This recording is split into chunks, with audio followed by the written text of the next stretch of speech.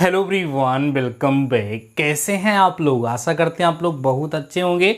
Dear students, आज का ये लेक्चर आप लोगों के लिए बहुत ही इम्पॉर्टेंट होने वाला है अगर आप भी पॉलिटेक्निक एंट्रेंस एग्ज़ाम की प्रिपरेशन कर रहे हैं।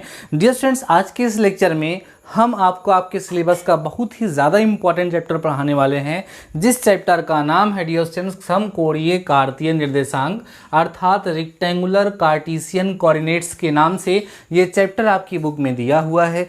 आज के इस लेक्चर में हम इस चैप्टर से रिलेटेड इतने सारे टॉपिक्स को कवर करने वाले हैं। ये टॉपिक्स यहाँ पर हमने लिख दिया है। इन सभी के सभी टॉपिक्स को आज के इस लेक्चर में मैं कवर करूँगा। साथ ही साथ इन टॉपिक्स का यूज़ करते हुए किस तरह के क्वेश्चंस आपके एग्जाम में पूछे जाते हैं उन पर भी मैं विशेष रूप से डिस्कस करने वाला हूँ। सो लेक्चर को कंप्लीट देखिए, कहीं पर भी स्किप मत करिएगा। टॉपिक में पहला टॉपिक है समकोणीय कार्तीय निर्देशांक क्या होता है, इसके बारे में हम लोग डिस्कस करेंगे। दूरी का सूत्र क्या होता है, इसके बिहाफ पर किस तरह के क्वेश्चंस पूछे जाते हैं। अगला टॉपिक हमारा होगा विभाजन सूत्र, जिसको हम लोग सेक्शन फार्मूले के नाम से जानते हैं। उसका यूज़ करके भी हमारे एग्जाम में क्वेश्चन पूछा जाता है। अगला टॉपिक होगा डियर स्टूडेंट त्रिभुज का क्षेत्रफल, इसके बिहाफ पर भी क्वेश्चन बनता है आपके एग्जाम में।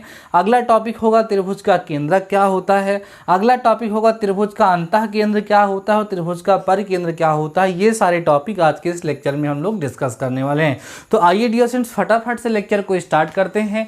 लेक्चर को स्टार्ट करने से पहले हम आप लोगों से ये कहना चाहेंगे कि अगर आप लोग कॉपी और पेन लेकर के नहीं बैठे हैं तो प्लीज़ कॉपी और पेन लेकर के बैठिए और जो कुछ भी मैं आपको समझा रहा हूँ उसको समझिए, साथ ही साथ अपनी नोट्स में उसको नोट करते चलिए। आइए dear students, first of all हम लोग समझते हैं कि समकोणीय, ध्यान दीजिए, समकोणीय कार्तीय निर्देशांक क्या होता है। ठीक है, समकोणीय कार्तीय निर्देशांक डियर स्टूडेंट्स होता क्या है।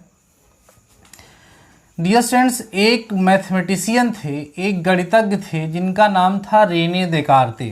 क्या नाम था डियर स्टूडेंट्स? इनका नाम था रेने देकार्ते। कभी कभी एग्जाम में पूछा जा सकता है कि सबसे पहले किसने बताया था समकोणीय कार्तीय निर्देशांक के बारे में, समकोणीय जो कार्टेशियन सिस्टम होता है उसके बारे में बताने वाले सबसे पहले मैथमेटिशियन कौन थे। तो आप लोग वहाँ पर बताएंगे कि सबसे पहले मैथमेटिशियन का नाम कौन था, क्या था? रेने देकार्ते था। इन्होंने डियर स्टूडेंट्स क्या कहा कि जब कोई भी ऑब्जेक्ट, जब कोई भी वस्तु समतल में रखी हुई होती है तो समतल में रखी हुई किसी वस्तु की पोजीशन को रिप्रेजेंट करने के लिए हमें टू डायमेंशन की, दो डायरेक्शन की ज़रूरत पड़ती है। उसके लिए इन्होंने क्या किया, अपना कार्टेशियन सिस्टम डेवलप किया था, जिस कार्टेशियन सिस्टम को रेक्टेंगुलर कार्टेशियन सिस्टम के नाम से जाना जाता है। ये क्या होता है डियर स्टूडेंट्स, आप बहुत पहले से पढ़ते आ रहे हैं कि रेक्टेंगुलर कार्टेशियन सिस्टम में हमारे पास एक हॉरिजेंटल मींस एक क्षैतिज रेखा होती है और एक जो होती है डियर स्टूडेंट्स ऊर्ध्वाधर अर्थात वर्टिकल लाइन होती है। ठीक है ना, ये जो क्षैतिज रेखा होती है इसको हम लोग डियर स्टूडेंट्स एक्स डैश से दिखाते हैं।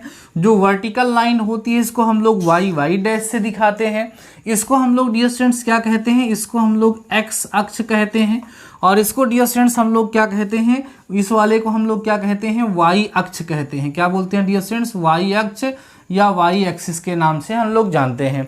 अब जब ये एक्स अक्ष और वाई अक्ष खींच लिया जाता है, अर्थात जब एक क्षैतिज और एक ऊर्ध्वाधर रेखा खींची जाती है तो हमारा ये जो संपूर्ण तल होता है डियर स्टूडेंट्स ये चार भागों में बंट जाता है। इस प्रत्येक भाग को डियर स्टूडेंट्स क्या कहा जाता है, चतुर्थांश कहा जाता है। अभी एकदम बेसिक चीज़ें बताते हुए चल रहे हैं, जिसको इंग्लिश में डियर स्टूडेंट्स हम लोग क्या बोलते हैं, क्वाड्रेंट बोलते हैं।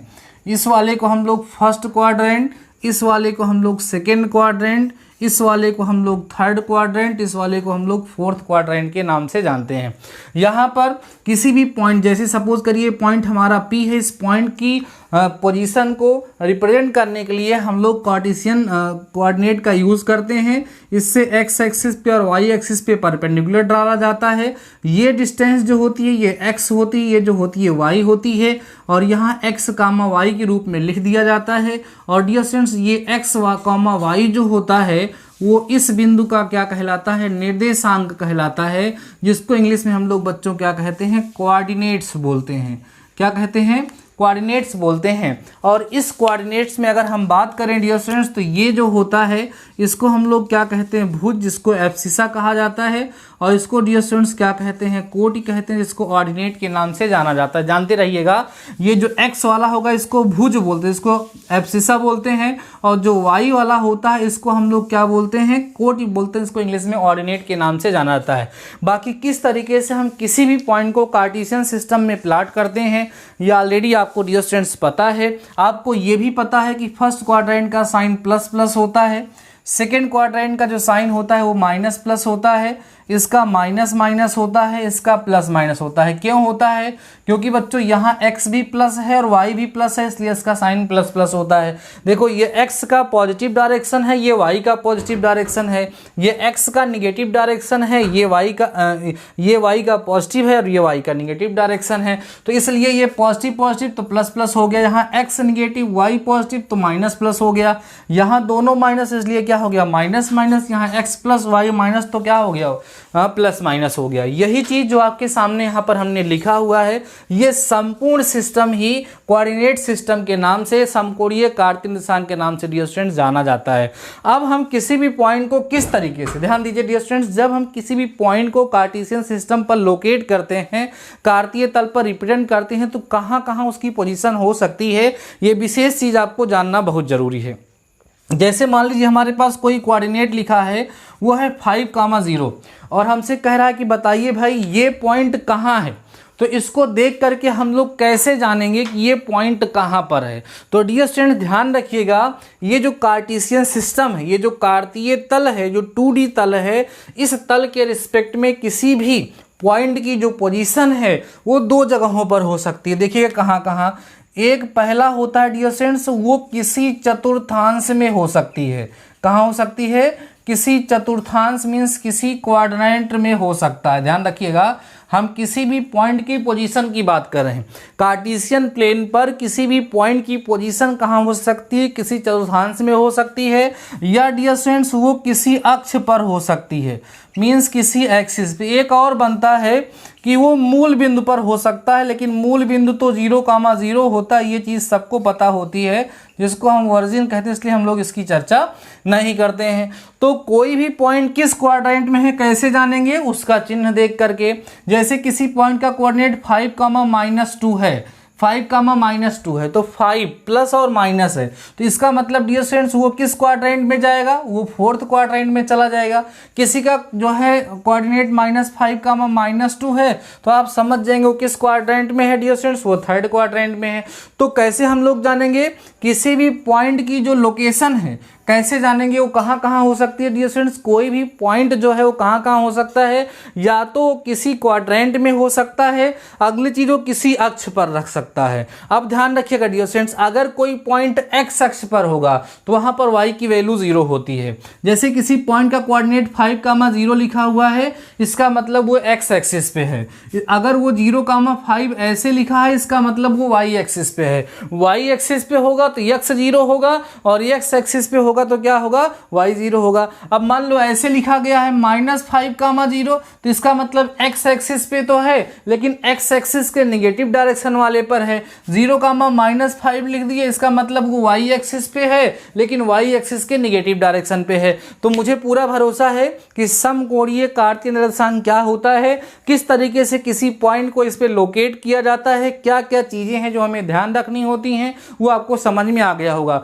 कई बार जब हम लोग क्वेश्चंस को सॉल्व करते रहते हैं तो वहां पर बोलता है कि कोई पॉइंट x एक्सिस पे है, तो आप याद रखेंगे कि अगर वो पॉइंट x एक्सिस पे है तो वहां y क्या होगा, 0 होगा। अगर वो पॉइंट y एक्सिस पे है तो वहां x 0 होगा।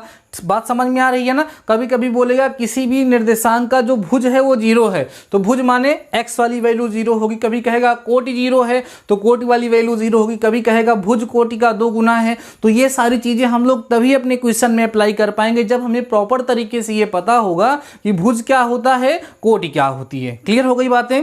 चलिए अब हम लोग बात करते हैं डियर स्टूडेंट्स अगले टॉपिक की, जिसका नाम है दूरी सूत्र, जिसको हम लोग इंग्लिश में बोलते हैं डियर स्टूडेंट डिस्टेंस फार्मूला। ठीक है, समकोणीय कार्तीय निर्देशांक क्या होता है ये मैंने आपको बहुत ही अच्छे तरीके से समझाया है। मुझे पूरा भरोसा है कि आप लोगों ने इसको बहुत ही अच्छे से समझ लिया होगा, इसमें कोई डाउट आपको नहीं होगा। आइए अब हम लोग बात करते हैं डियर स्टूडेंट्स दूरी सूत्र की। दूरी सूत्र, ठीक है, दूरी सूत्र जिसको इंग्लिश में डियर स्टूडेंट्स हम लोग क्या बोलते हैं, डिस्टेंस फार्मूला बोलते हैं। ठीक है, डिस्टेंस फार्मूला क्या होता है इसको हम लोग समझते हैं।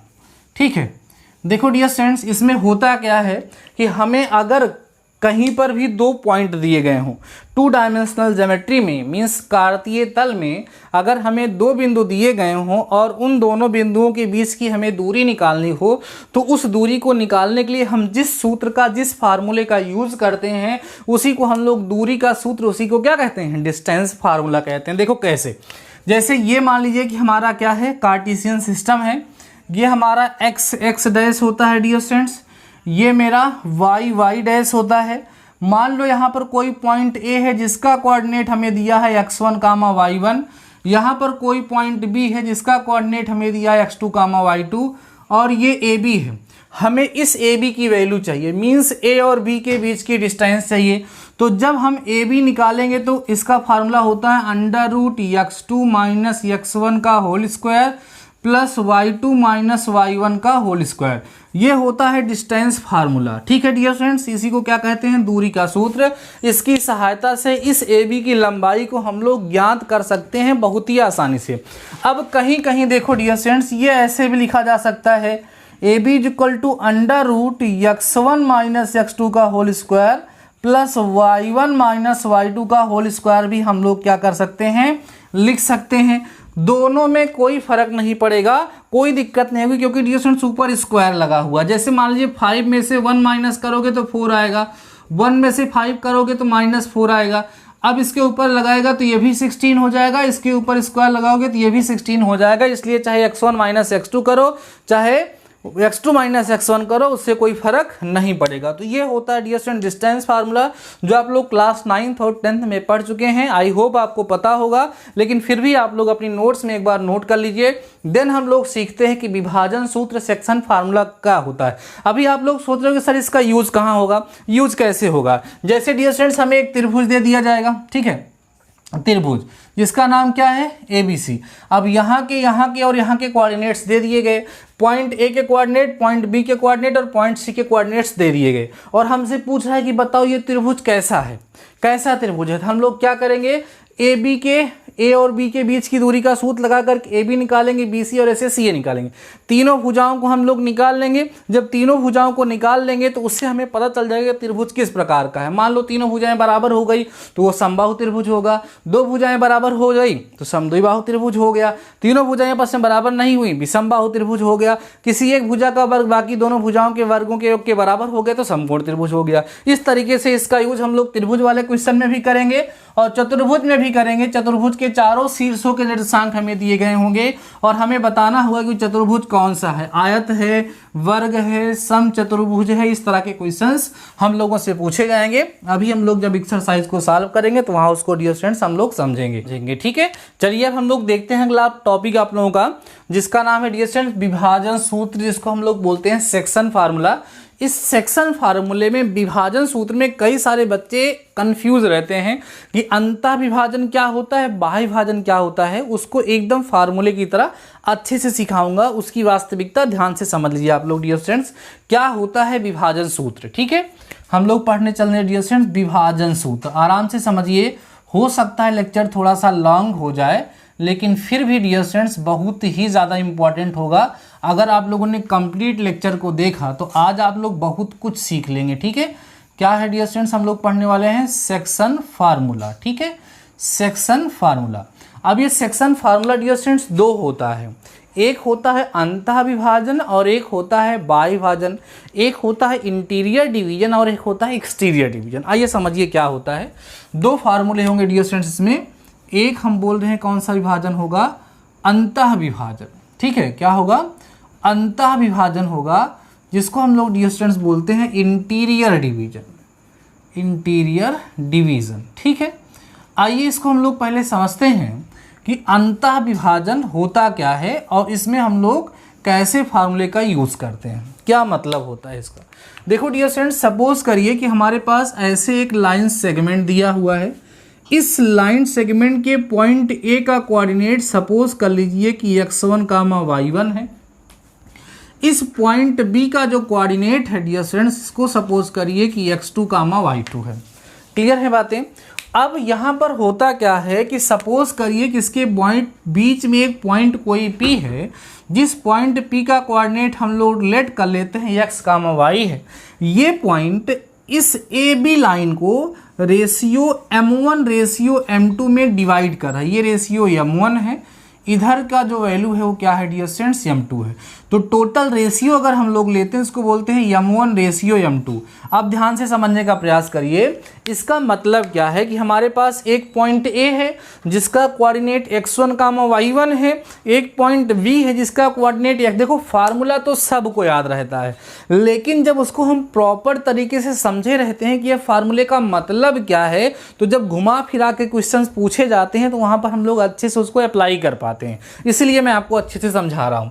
अगर इस पॉइंट ए का कोऑर्डिनेट x1 कामा y1 है और पॉइंट बी का कोऑर्डिनेट x2 कामा y2 है, और कोई पॉइंट P ऐसा है जो इसको m1 रेशियो m2 में अंतः ये पॉइंट कहाँ इसके बीच में इसको विभाजित कर रहा है, तो अगर इस पॉइंट का कोऑर्डिनेट x कामा y हम लेट कर लें तो x को निकालने का फार्मूला होता है बच्चों m1 x2 plus m2 x1 अपान में m1 प्लस m2। ये x को निकालने का फार्मूला होता है, और y को निकालने का फार्मूला होता है m1 y2 plus m2 y1 अपान में डियर स्टूडेंट्स क्या होता है, m1 प्लस m2 होता है।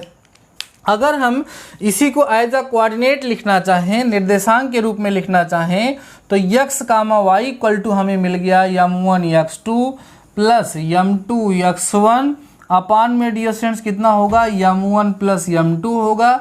कॉमा लगा करके लिखेंगे m1 y2 plus m2 y1 अपान में डियर स्टूडेंट्स हो जाएगा m1 प्लस m2। ये होता है अंतः विभाजन का सूत्र, यही आप लोगों को ध्यान में रखना है। अब सुनो ध्यान से डियर स्टूडेंट्स, यहाँ पर एक नोट पॉइंट आता है।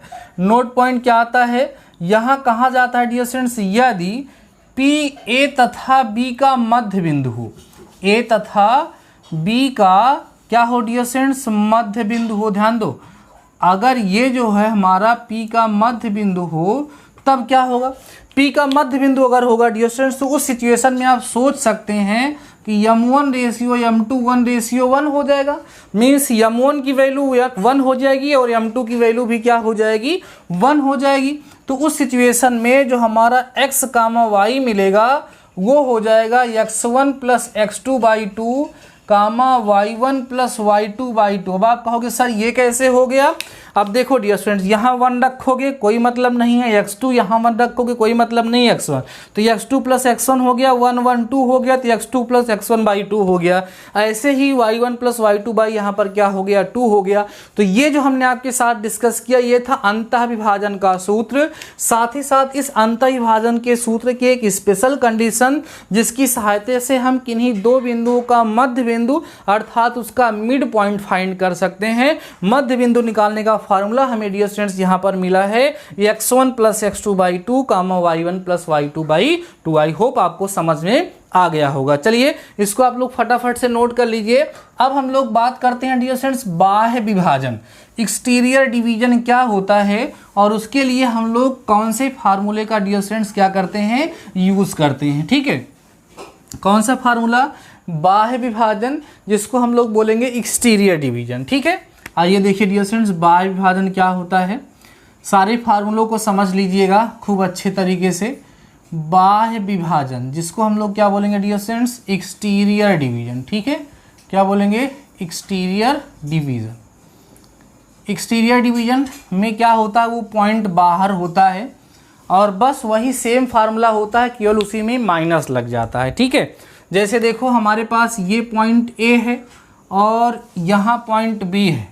इस पॉइंट A का कोऑर्डिनेट x1 कामा y1 है, इसका कोऑर्डिनेट बच्चों x2 कामा y2 है। सपोज करो यहाँ पर कोई पॉइंट P है जिसका कोऑर्डिनेट हम x कामा y ले लेते हैं, और बच्चों यहाँ से यहाँ तक की वैल्यू जो है वो m1 है, और यहाँ से यहाँ तक की वैल्यू m2 है, तो ये m1 रेशियो m2 जो है एक्सटीरियर डिवीजन हो जाता है। तो उस सिचुएशन में हमारे लिए जो x कामा y की वैल्यू फाइंड करने का फार्मूला होता है वो देखिए फार्मूला सेम होता है, बस थोड़ा सा चेंज हो जाता है। देखो कैसे, m1 x2 minus m2 x1 अपान में बच्चों होता है m1 माइनस m2, ठीक है, कामा m1 y2 minus m2 y1 अपान में बच्चों होता है m1 माइनस m2, ठीक है। आपने देखा कि जो अंतः विभाजन के लिए फार्मूला यूज हो रहा था सेम फार्मूला वही है, बस उसमें जहां प्लस था वहीं इसमें क्या हो गया है, माइनस हो गया। फार्मूले को अच्छे तरीके से मैं आपको समझा पा रहा हूं, आप अच्छे से समझ भी पा रहे होंगे। अब आइए हम लोग देखते हैं त्रिभुज का क्षेत्रफल क्या होता है, कैसे निकालते हैं त्रिभुज का क्षेत्रफल। ठीक है डियर स्टूडेंट्स, त्रिभुज का क्षेत्रफल जिसको हम लोग डियर स्टूडेंट्स क्या कहते हैं, इसको बोलते हैं dear students area of triangle. क्या बोलेंगे dear students, area of triangle के नाम से इसको हम लोग जानते हैं। त्रिभुज का क्षेत्रफल, एरिया ऑफ ट्रायंगल। त्रिभुज का क्षेत्रफल क्या होता है ये तो आपको पता ही है।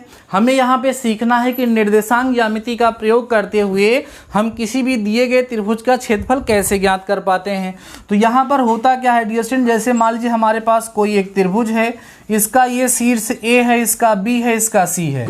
यहाँ का कोऑर्डिनेट सपोज करिए x1 कामा y1 है, यहाँ का कोऑर्डिनेट x2 कामा y2 है, यहाँ का कोऑर्डिनेट बच्चों x3 कामा y3 है।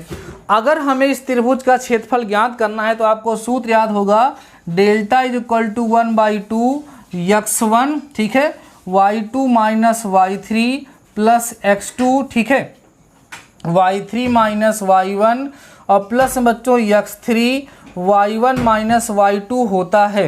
आई होप आपको ये याद होगा, नहीं याद होगा तो ट्रिक याद कर लीजिए डियर स्टूडेंट्स। ट्रिक है हमारे लिए 23 31 12, 23 31 12 याद कर लीजिए। देखिए ये है 23, ये है 31, ये है 12, यही याद कर लो क्योंकि यहाँ पर x1 x2 x3 क्रम से आएगा। यहाँ हो गया 23, यहाँ हो गया 31, यहाँ हो गया 12। क्या होता है, यहाँ का कोऑर्डिनेट पता होता है, यहाँ का कोऑर्डिनेट पता होता है, यहाँ का कोऑर्डिनेट पता होता है, ये सारे ले जा करके वहाँ पर हम लोग पुट कर देते हैं और हमें इस त्रिभुज का क्षेत्रफल डियर स्टूडेंट्स जो है फाइंड हो जाता है। कभी कभी 3 पॉइंट्स हमें दिए गए होते हैं और डियर स्टूडेंट्स उन 3 पॉइंट्स को हमें कोलिनियर दिखाना होता है। कोलिनियर का मतलब समरेख दिखाना होता है। समरेख दिखाने के लिए डियर स्टूडेंट्स यहाँ पर त्रिभुज के क्षेत्रफल का प्रयोग किया जाता है। अगर हम किसी त्रिभुज का, किसी ट्रायंगल का एरिया फाइंड करते हैं और उस ट्रायंगल का एरिया 0 आ जाता है तो इससे प्रूफ हो जाता है डियर स्टूडेंट्स की, क्या प्रूफ हो जाता है, इससे ये प्रूफ हो जाता है कि वो 3 के 3 पॉइंट्स क्या हैं, कोलिनियर हैं अर्थात समरेख हैं। तो ये दोनों चीज़ें भी आप लोगों को समझ में आ गई होंगी। फटाफट से इसको नोट करिए डियर स्टूडेंट्स, फिर डियर स्टूडेंट्स हम लोग आगे देखते हैं। ठीक है, अभी हमारे पास कुछ टॉपिक्स बच रहे हैं। एक त्रिभुज का केंद्रक है और एक है त्रिभुज का अंतः केंद्र और है डियर स्टूडेंट्स एक क्या है, त्रिभुज का परिकेंद्र। इन सब का केवल और केवल आपको फार्मूला याद रखना है, फिर इन्हीं फार्मूले का यूज करते हुए हम लोग क्या करते हैं डियर स्टूडेंट्स, क्वेश्चंस को सॉल्व करते हैं। आइए देखिएगा, जैसे सपोज कर लीजिए कि हमारे पास एक त्रिभुज है और इस त्रिभुज ABC है, ठीक है, और डियर स्टूडेंट्स क्या है कि हमें जो है इसका कोऑर्डिनेट दिया है x1 कामा y1, यहाँ का दिया है x2 कामा y2 और यहाँ दिया है बच्चों x3 कामा y3, ठीक है। तो अगर हम इसके केंद्रक निकालने की बात करें तो इसका केंद्रक क्या होता है ये भी देख लीजिए आप लोग। केंद्रक निकालने का सूत्र होता है dear students x1 plus x2 plus x3/3 होता है, कामा y1 plus y2 plus y3/3 होता है। ये होता है डियर स्टूडेंट्स केंद्रक निकालने का सूत्र। ये क्या हो गया, केंद्रक हो गया, ठीक है। ये हो गया त्रिभुज का केंद्रक जिसको हम लोग सेंट्रॉइड के नाम से जानते हैं। अब हम बात करते हैं त्रिभुज का अंतः केंद्र क्या होता है डियर स्टूडेंट्स और त्रिभुज का जो है उसका परिकेंद्र क्या होता है। ध्यान रखिएगा डियर स्टूडेंट्स, अगर हम अंतः केंद्र की बात करें, ध्यान देना, अंतः केंद्र तो क्या होता है, सूत्र देखिएगा आप लोग। अंतः केंद्र, ठीक है, अंतः केंद्र निकालने का सूत्र होता है बच्चों ax1 plus bx2 plus cx3 अपान में डियर स्टूडेंट्स होता है ए प्लस बी प्लस सी, कामा यहाँ पर होगा ए वाई वन, ध्यान देना ए वाई वन और प्लस में बी वाई टू प्लस सी वाई थ्री, अपान में डियर स्टूडेंट्स ए प्लस बी प्लस सी। याद रखिएगा ये किसका है डियर स्टूडेंट्स, अंतः केंद्र निकालने का सूत्र है, बता रहे हैं परेशान ना होइए। उसके बाद अगला टॉपिक आता है डियर स्टूडेंट्स हमारा बाह्य केंद्र, ठीक है, बाह्य केंद्र या जिसको हम लोग परिकेंद्र, है ना, और इसको अंतः केंद्र बोलते हैं, इसको हम लोग क्या बोलते हैं डियर स्टूडेंट्स, परिकेंद्र बोलते हैं। अगर हम परिकेंद्र की बात करें तो यहीं पर ax1 cos a लग जाएगा बच्चों, ठीक है, और प्लस bx2 cos b लग जाएगा, और प्लस में cx3 cos c लग जाएगा, अपान में डियर स्टूडेंट्स यहीं पर a cos a plus b cos b plus में c cos c हो जाएगा। कॉमा करके ये सब मिटा देते हैं हम लोग।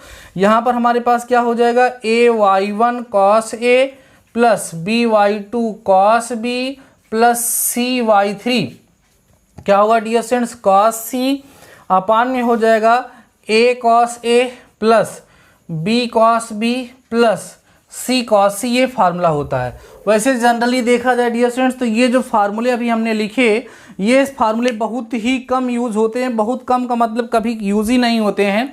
इसके पहले जितने फार्मूले जितने कंसेप्ट मैंने आप लोगों को सिखाया, ठीक है, वो सारे कंसेप्ट ज़्यादातर यूज़ होते हैं। बहरहाल अभी आप नोट कर लीजिए, केंद्रक निकालने का सूत्र है, ये अंतः केंद्र क्या है, ये परिकेंद्र निकालने का, अंतःवृत्त और परिवृत्त आप लोगों ने पढ़ा होगा। किसी भी त्रिभुज के अंतःवृत्त की जब रचना करनी होती है तो उसके लिए उसका अंतः केंद्र निकाला जाता है। जब हमें उसके परिवृत्त की रचना करनी होती है तो उसका बच्चों हम लोग क्या करते हैं, परिकेंद्र निकालते हैं। जैसे ये हम लोग इसका अंतःवृत्त निकालेंगे तो अंतः, ठीक है, अंतः केंद्र होगा, बाह्य वृत्त निकालना होगा तो परिकेंद्र वहां पर निकाला जाता है। तो डियर स्टूडेंट्स ये समकोणीय कार्तीय निर्देशांक, ध्यान दीजिए, समकोणीय कार्तीय निर्देशांक के जितने भी टॉपिक्स थे उन सभी के सभी टॉपिक को आज के इस लेक्चर में हमने डिस्कस कर दिया है और सबको हमने समझाते हुए आप लोगों के साथ चर्चा किया है। आशा करते हैं सारे के सारे टॉपिक आप लोगों को समझ में आ गए होंगे।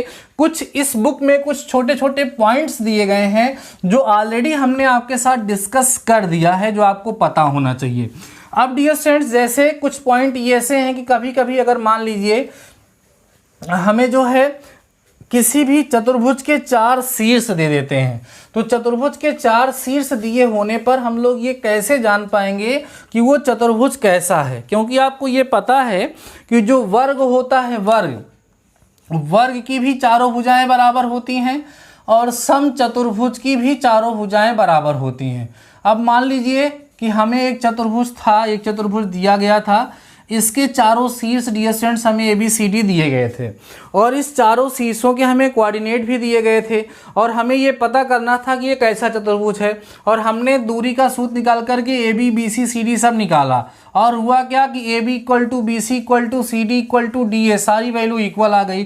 तो अब उसको हम वर्ग कहें कि सम चतुर्भुज कहें, तो उस सिचुएशन में ध्यान रखिएगा कि हमें विकर्ण भी निकालना होता है। क्या डियर स्टूडेंट्स, हमें विकर्ण भी निकालना होता है। अगर विकर्ण भी बराबर हो गए तो वो वर्ग होगा, अगर विकर्ण बराबर नहीं हुए तो ध्यान रखिएगा वो क्या होगा, सम चतुर्भुज होगा, वो रंबस होगा।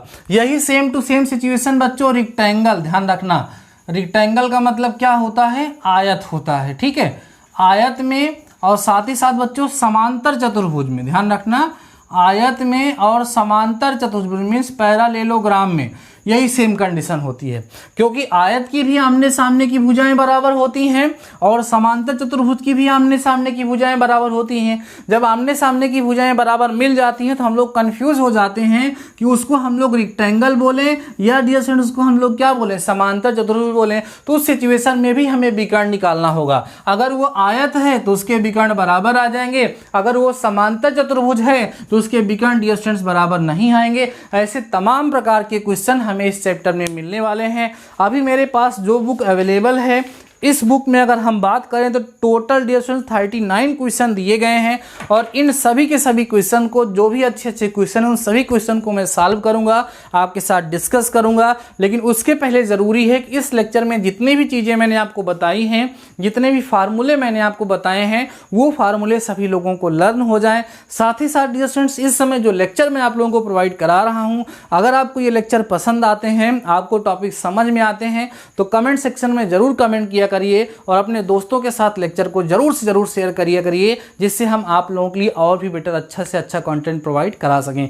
तो ठीक है डियर स्टूडेंट्स, आज के इस लेक्चर में बस इतना ही। सब सारी चीज़ों को तैयार कर लीजिए, जिससे नेक्स्ट लेक्चर में हम लोग क्वेश्चन को सॉल्व कर सकें। तो मिलते हैं नेक्स्ट लेक्चर के साथ, तब तक लिए शानदार रहिए और पढ़ते रहिए।